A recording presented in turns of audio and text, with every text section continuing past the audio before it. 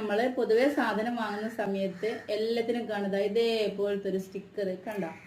ഇത് പറിച്ചെടുക്കുന്ന കാര്യം ചിലത് പെട്ടെന്ന് പോലും. ഇപ്പൊ ഞാൻ നനച്ച് വെച്ചതാണ് കേട്ടോ. നനച്ച് വെച്ചിട്ട് ഇതാ ഇങ്ങനെ പറിച്ചെടുത്തോണ്ടിരിക്കുകയാണ്.